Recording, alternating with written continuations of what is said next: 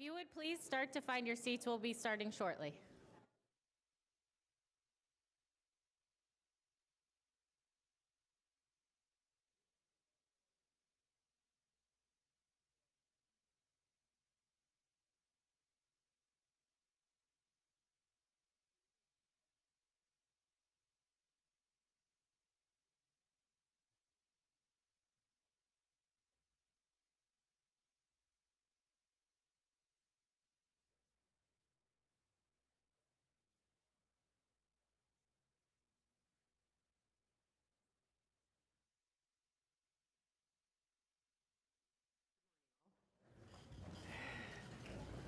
I'd like to call this meeting to order. May I have the roll call, please? Vice Mayor Baxter. Here. Commissioner Flores. Mayor Marino. Here. Commissioner Powell. Here. Commissioner Sachs. Here. Commissioner Woodward. Here. Commissioner Wise. Thank you. Thank you. Commissioner Sachs, would you like to say a few words and then Vice Mayor? Commissioner Sachs. Everyone, please stand if you can. Thank you, Madam Mayor. Appreciate it. Oh, dear Lord, we are family here in Palm Beach County. The decisions we make are difficult, but always we think of family when we make them. One of our own has been suffering with a child who's undergoing mental illness, and we ask, Lord, for your help, your support, and always that we remember that we come together as a family. Thank you, dear Lord, we pray. Amen. Amen. It is with great sadness that I am going to announce, if you have not heard, we lost last night an off-duty correctional officer tragically. So I would just ask that everyone, if you would please take a moment of silence to pray for him and his family.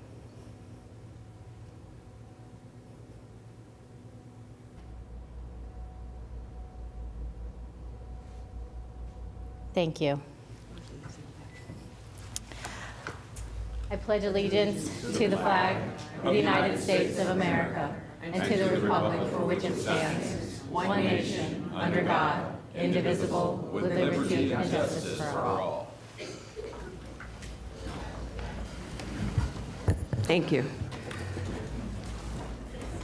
Since my add and delete sheet is really long, do we have any additions, deletions, and modifications today? Unfortunately, Mayor, yes. Mayor, Vice Mayor, members of the board, we have an add-on special presentation. On page 10, 3C1 has a slight modification to the revised summary. 3X2 is being pulled for further staff review. 5C3 is being pulled per our partner's request. 5F1 is being pulled for further staff review. And 5G1 is being pulled for further staff review. However, we will schedule it for our zoning meeting. We just need to clarify some legal language. 5H1 is an add-on. Staff requests board direction for potential amendments. That concludes the additions, deletions, and substitutions. Thank you. May I have an adoption of the agenda as amended? So moved. I have a move from the Vice Mayor, a second from Commissioner Woodward. All in favor? All Aye. opposed? See that the motion carries 6-0. The consent agenda can be found on pages 9 through 53. Does anyone want to pull anything from consent? Commissioner Sachs? Thank you, Madam Mayor. Yes, I'd like to pull on page 26, 3I4, if I may. Okay. And I need to pull item, hold on, I'll go find it.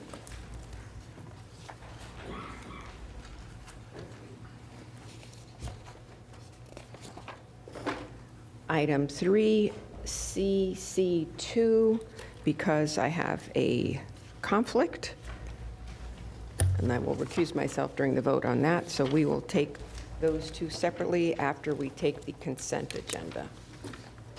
So may I have a motion to approve the consent agenda minus the two items? So moved. Vice Mayor, Commissioner Woodward, thank you. Okay. All in favor? Aye.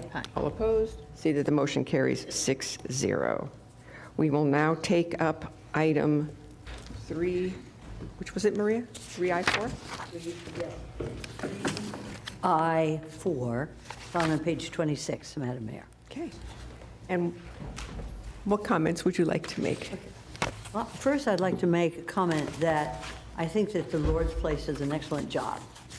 And I just want to be assured from county staff that, that the monies that go to what the Lord's Place is requesting will go for housing, roofs, and that the agreement that we have with the Lord's Place will be a commitment for housing and not just for services, transient services, or counseling, but for roofs, overheads. Good morning, Tammy. I am, okay. Good morning, Tammy Fields, Palm Beach County Assistant County Administrator. Yes, for this particular agreement, the money is definitely for roofs. In fact, we will have those units online by June of this year. Very good. I probably mispronounced roofs. The Midwestern, roofs. I think every area of the country is different. Rooms. Yeah. We're talking about roofs. Right, I right. say roofs. Yes. Roofs. But you get the idea. Absolutely. Michigan way of saying roofs. Right. And the Lord's Place has various other units that are providing housing for our homeless population in various areas of the county. They have been developed through federal funding as well as assistance through the county. And we can show you some of the pictures of the things that have been completed, but this agreement, we will have additional units online by June 25th of this year. Very good. I just wanted to be sure. And that's the difference between will and shall. And thank you, Tammy Fields, for reviewing with me the actual contract that says shall. Yes. Because money spent on building housing is money well spent. And I just wanted to make sure that commitment from you, and it's on the record. And so I have no issue but approving this at this time. Thank you very much. Thank you. Madam Mayor. Would you like to make the motion? Okay, sure. I'll make the motion. This is a receive and file.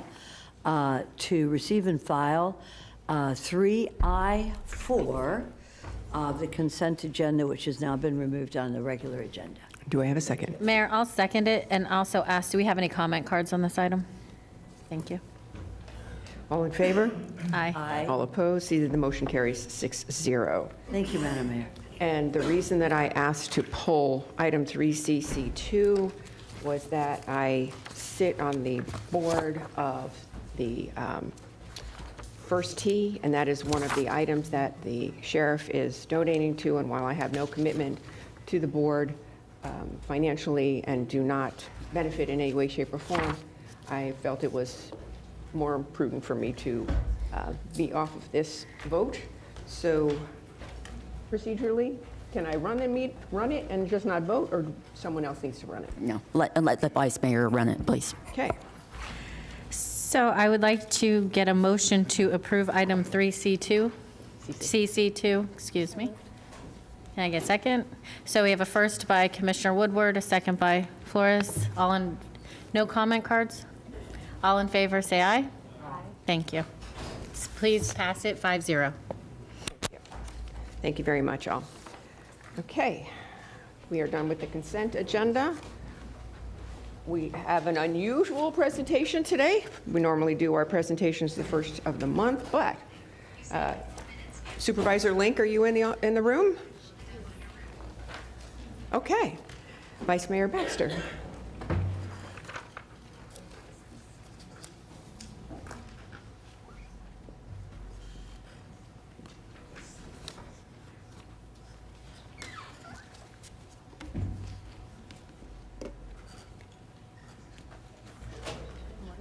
Good morning.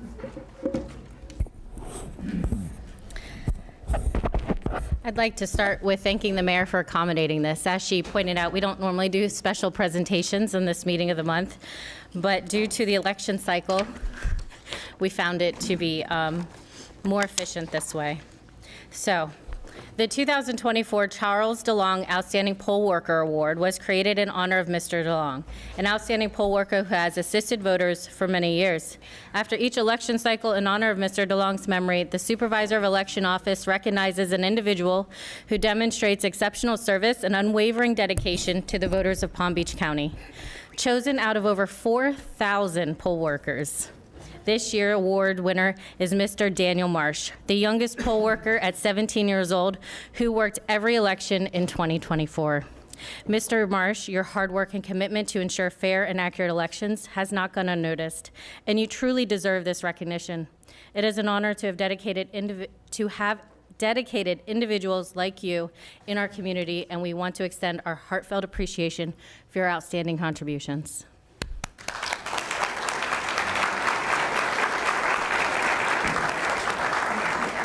Thank you, Commissioner. Thank you, Mayor, for accommodating this. As you know, we do have an election on March 11th, so we weren't able to be here for that. Daniel, at 17, we're really hoping that this is going to encourage other young people. 67% of our poll workers today are over the age of 60. And so we really need to attract really talented young people, as Daniel here, to come in and fill in the gaps that we're going to have. And Daniel just was outstanding. His paperwork was perfect. He did all of the right things and worked for us in every election. So we are grateful for your service and look forward to having you continue. Thank you. Did you want to? Sure. Hey, everybody. I just wanted to say that it's an honor to be here as one of the youngest poll workers, if not the youngest poll worker ever in Palm Beach County. It's truly been a pleasure. I think, especially nowadays with everything going on in the world, it's really important to secure the integrity of the elections. And it's great doing something for the community, helping people, being nonpartisan regardless of what side you're on. Just being able to help people, younger people, older people, people with disabilities, people that need help. It feels great, and it's something I want to continue to keep doing. And I'm going to continue to be a poll worker, and it feels great. I want to thank Wendy as well. Her staff is incredible, and they make me feel super welcome, and honored to be here. Thank you, everybody.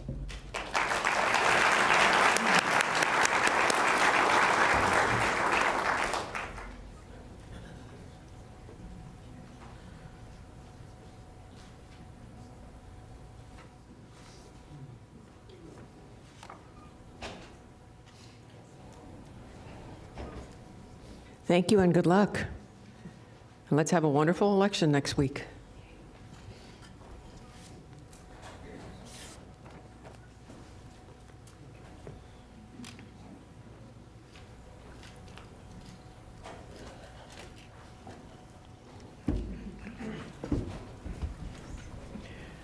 All righty, we are going to open the public hearing. May I have a motion to receive and file?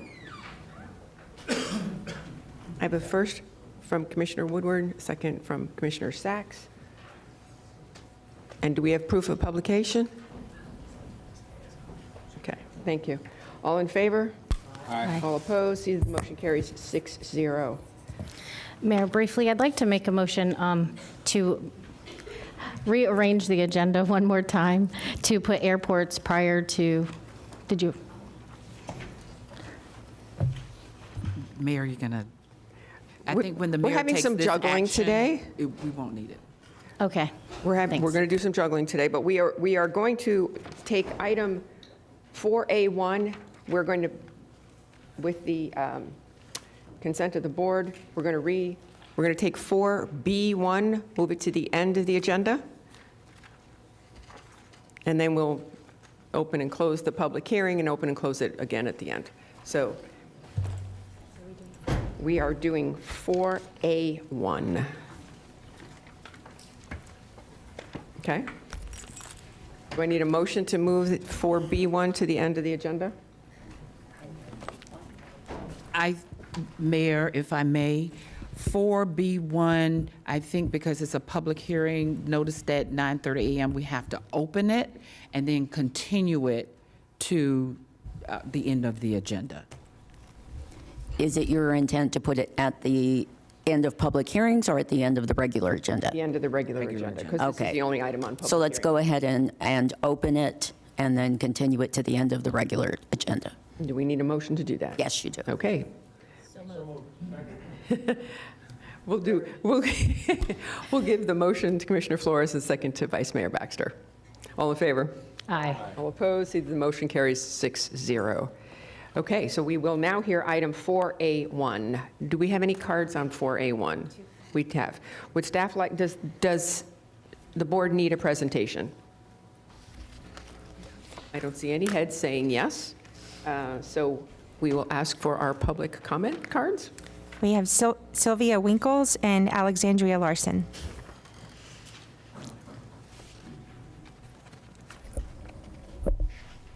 Good morning.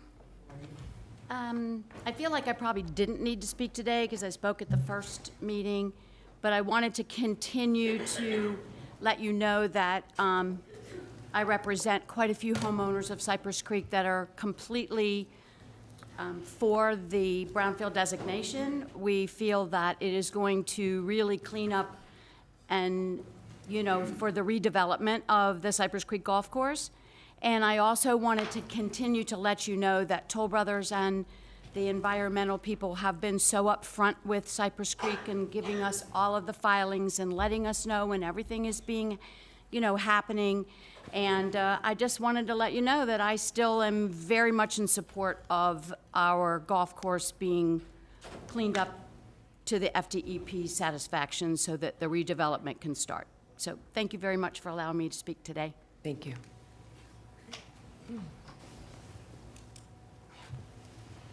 Ms. Larson. How are you? I'm only concerned because there's too many properties in Palm Beach County that are testing positive for unusual constituents. What else can you call arsenic? I don't know, but I do. Hopefully they will clean it up. Toll Brothers is known as a decent builder.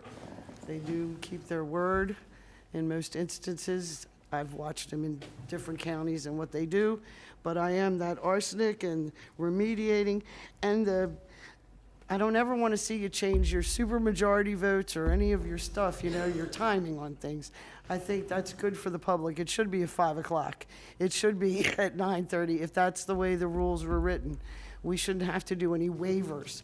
That's the only thing there's a couple of little things with this particular item. And I hope to hell they do clean up the arsenic. I hope the county checks up on this to make sure that it is cleaned up, because for some reason, we want to tear down all our golf courses and build houses. So this is something that's going to be a problem ongoing forever because they put down constituents. I'm trying to be nice about the word, but thank you. Thank you. Okay, so we have, Mayor, I'll make the motion to approve 4A1. perfect. May I have a second? And I have a second from Commissioner Flores. All in favor? Aye. All opposed? See that the motion carries 6-0. So now we are going to continue, 5A1. I'm sorry, 5A1. we're going to move on to the regular agenda. Do I need to No, just, continue the public hearing till after No. this? Okay, You- we're good? I thought We've you already done did that. everything we need to do? didn't you already continue the public hearing with the vote? We did. So you can go to 5A1. Perfect. Do we have any cards on 5A1? Mayor, I'd like to make the motion to approve 5A1. I have a second? Second from Commissioner Flores. All in favor? Aye. All opposed? See that the motion carries 6-0. We now move on to item 5B1. Do we have any cards? Okay.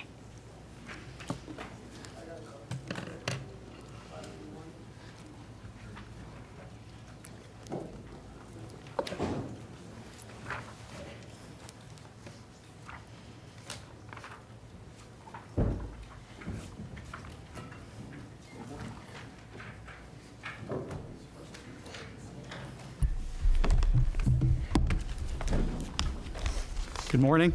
Morning. Sorry about that. This is our brief presentation for you this morning on the Palm Beach County 2025. That was so brief. That was so So with your support, we'd be happy to Thank you. go to Washington, D.C. and get all the money in the world that we can. So very quickly, we're going to roll through a brief PowerPoint that we have for you on the adoption of our proposed 2025 federal legislative agenda, and I'll ask Ed to start the presentation for us.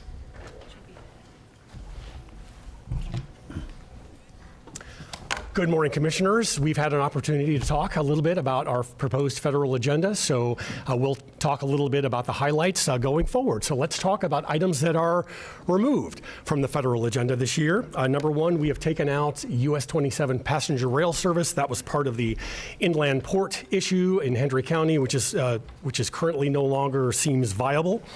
We have removed a request for Green K Phase 2 funding since we did receive a successful fiscal year 24 earmark from the office of Representative Lois Frankel, just under $1 million. We have not yet received that check. We'll talk a little bit more about that later. We have changed the Lake Okeechobee LOSUM process. It was a sort of a process going forward now that LOSUM is now initiated. It is now more of a monitoring issue than participating in the process itself. The Thomas H. Corey VA Medical Center, this is the renaming of the West Palm Beach VA Medical Center for our local veteran, Thomas Corey.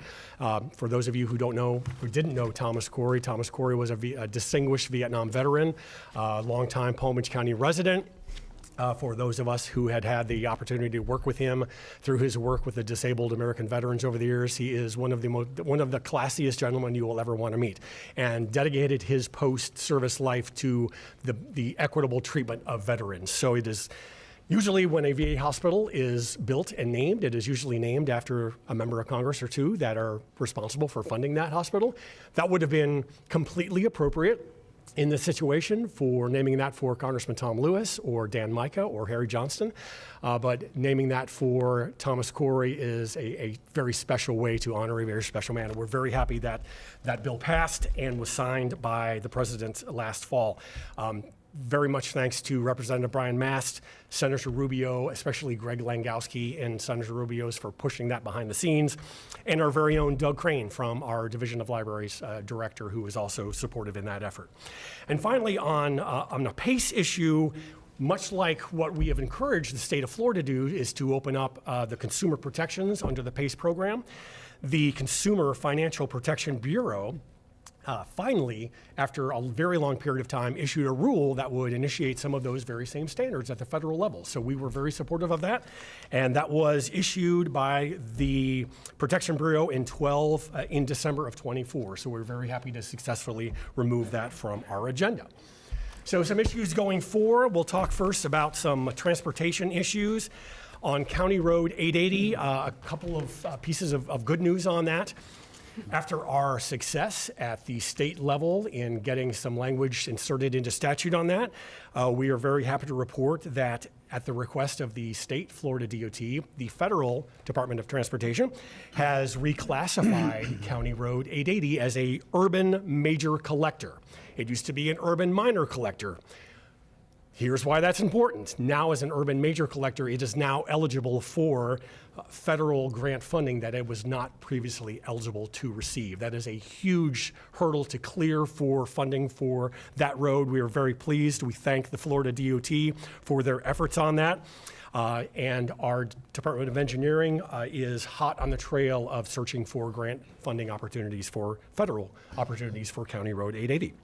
And we continue to work with two members of Congress, our own Sheila Shirfullis McCormick and David Valadeo from California, on including County Road 880 as a specific farm-to-market road in a federal piece of legislation, too, that will do a similar exercise at the federal level. It will designate County Road 880 as a farm-to-market road, which will create a set-aside for certain farm-to-market roads across the country. I believe we are the only county to be included east of the Mississippi River.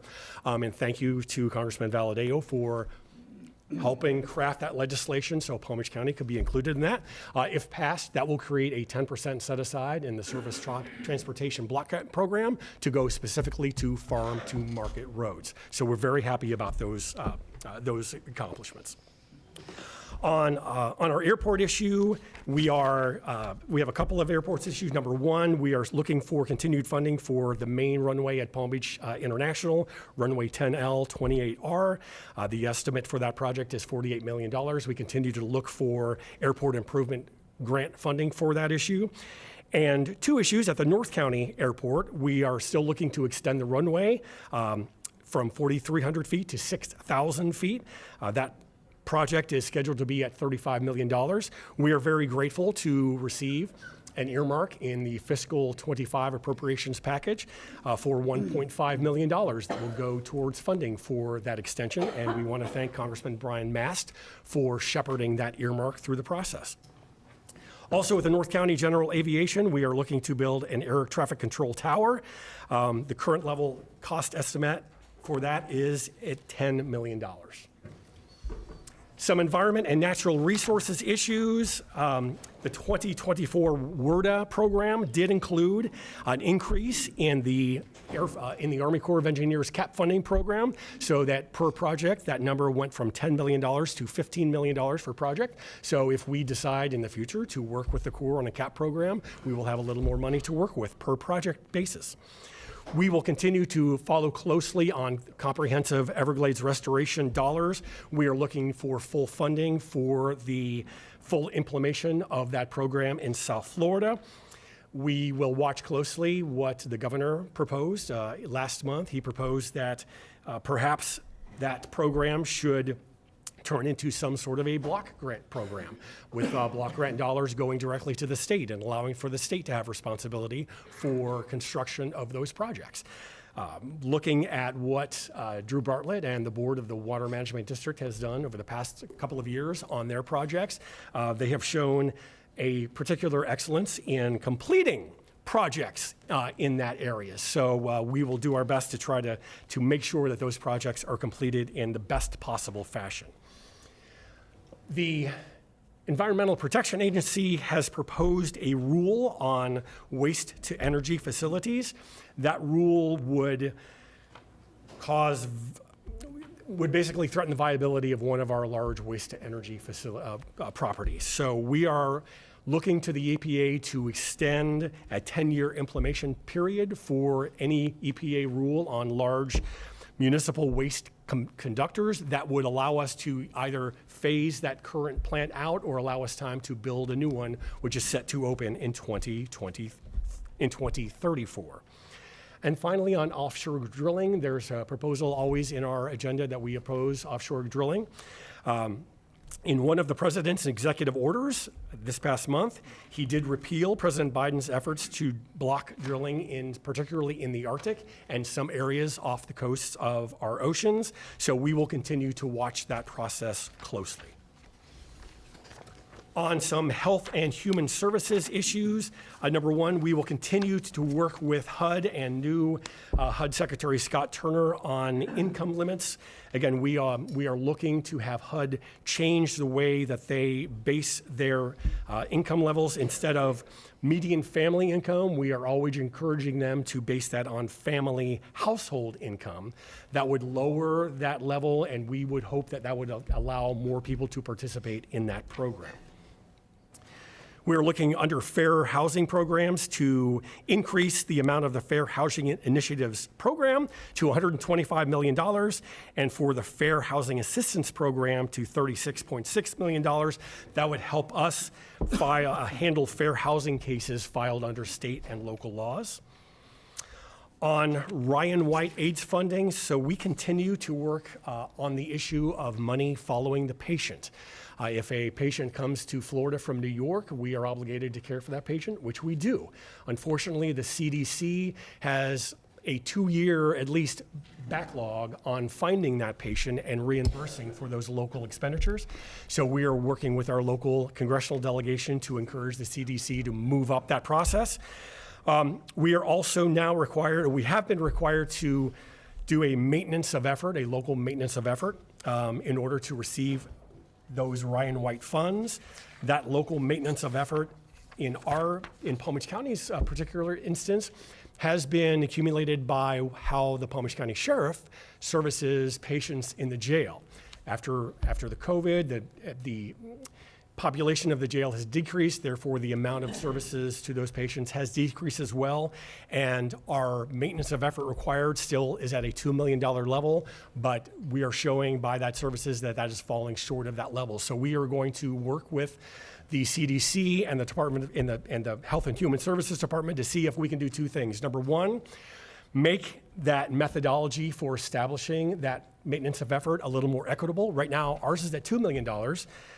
Orange County is at $500,000. Broward is at $1.6 million. Clearly, there is a problem in the methodology of establishing that maintenance of effort. We're going to work towards that. If we can't solve that methodology, we would like to work towards just removing that maintenance of effort altogether. We'll go back one moment for homeless veteran housing at the Veterans Administration at the West Palm Beach VA. There may very well be some land available that is currently unused that might be suitable for the use for homeless housing on site at that VA Medical Center. We will work with our delegation and the Department of Veteran Affairs to explore the possibility of putting that land in use for homeless veteran housing. And Commissioner Sachs, we thank you for that suggestion. And finally, the Farm Bill reauthorization. The Farm Bill is set to expire September 30th. So with that comes the SNAP program and the TFPAF program, which is the Emergency Food Assistance Program. We need to work with our delegation members and Congress to make sure that that program is fully funded to take care of all the people who rely specifically on those programs.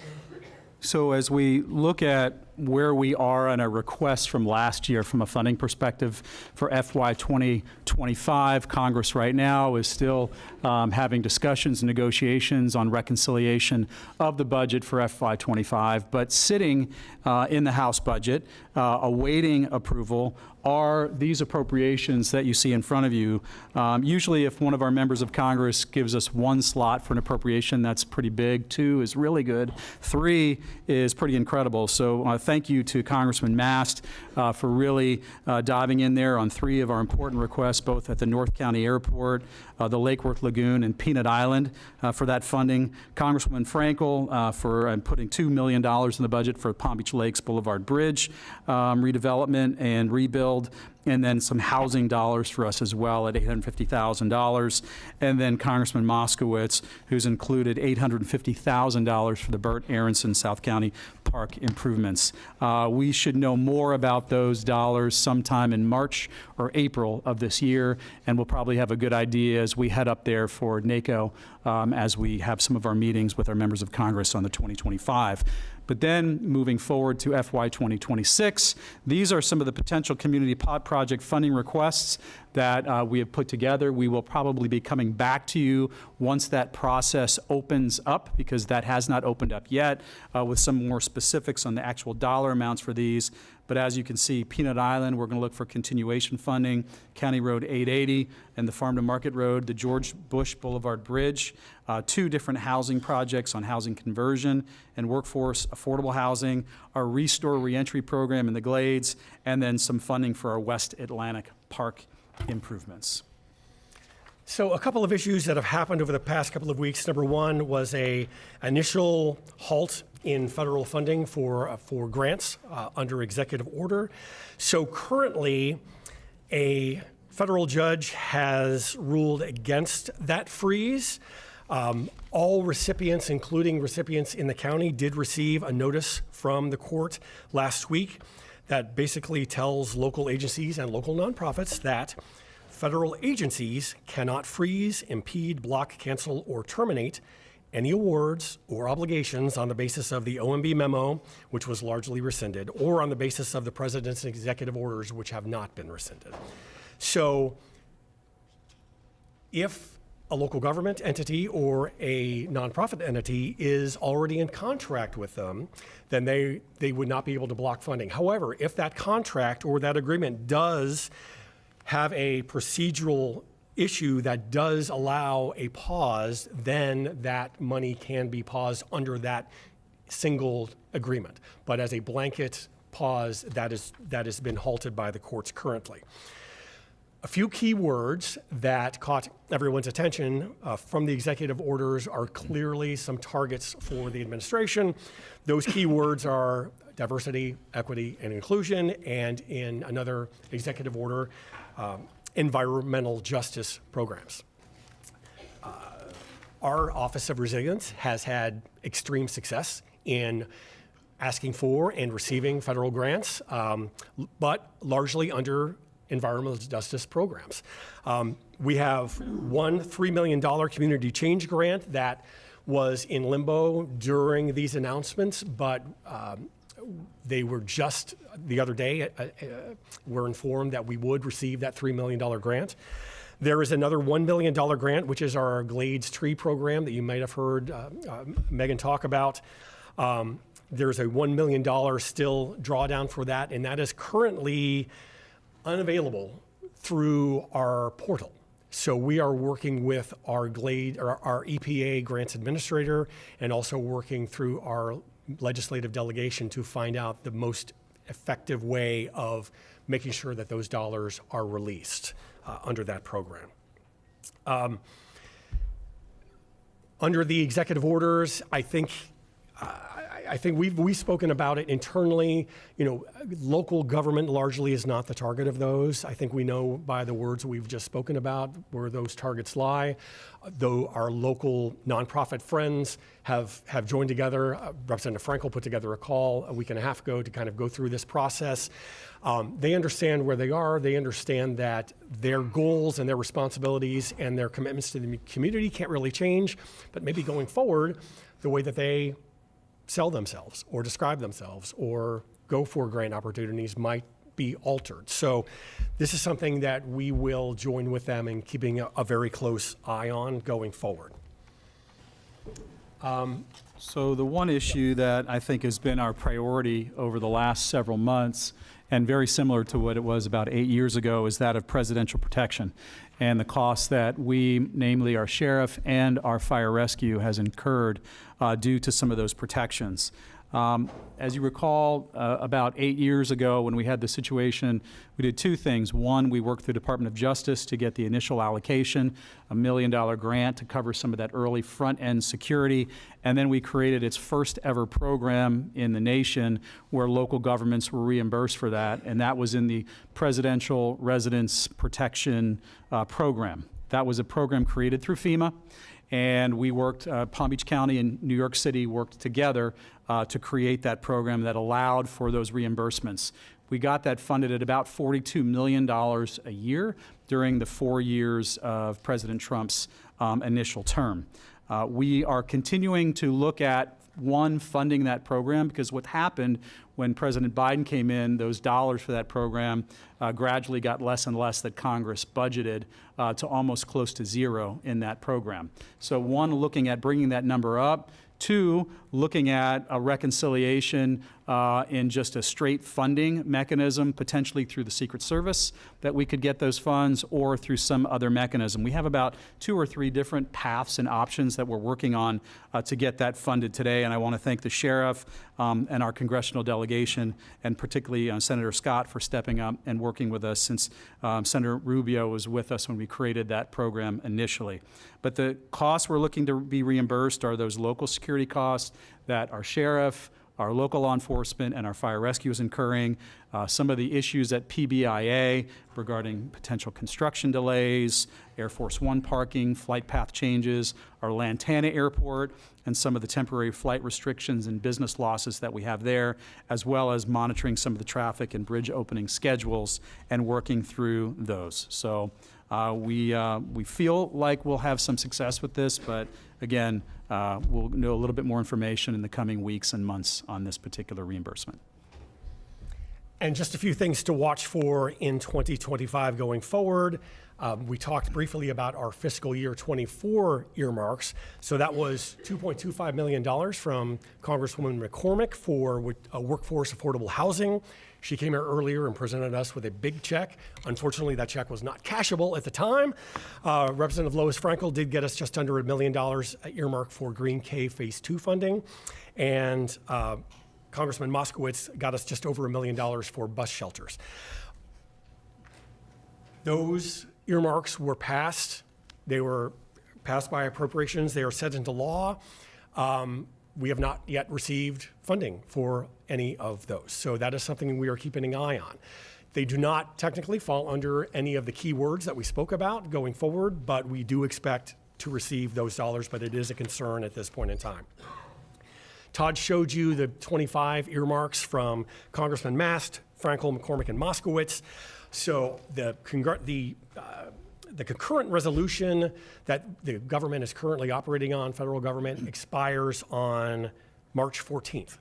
So they have until basically that time to either figure out their appropriations bills or pass another continuing resolution.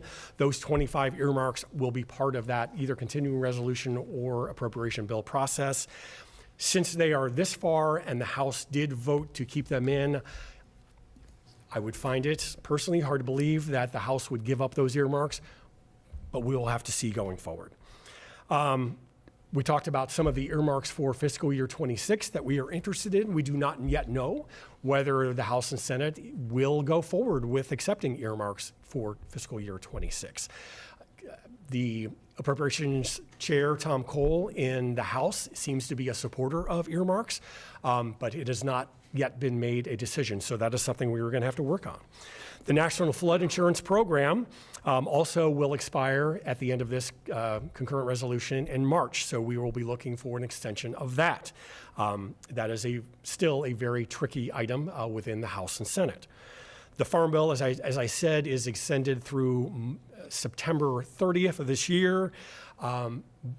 Both the House and the Senate will, under Republican control, will change the way that they look at the Farm Bill and how they look at SNAP and TFAP funding going forward there. And just to mention about the House majority going forward, it is narrow to say the least. So currently we have 2 Congress members who have resigned, so there are 2 open seats, and they're both Florida members. One is Matt Gaetz, and the other is Mike Waltz. So currently there is a 217 to 215 Republican majority in the House. At some point, Congresswoman Elise Stefanik will be moved from the House to be the representative to the House majority from 217 to 215. So that basically means that one House member can stop anything going forward for a 2-month period until both the seats for Congressman Waltz and Congressman Gaetz are filled on April 1st. So if you think your job is difficult, you should call the Speaker of the House, because his job is going to be very difficult balancing everything and getting us through to a continuing resolution without having a government shutdown in between. So those are things that we will be looking forward to and working with our local congressional delegation with. Thank you, Madam Mayor. Concludes our presentation. Thank you.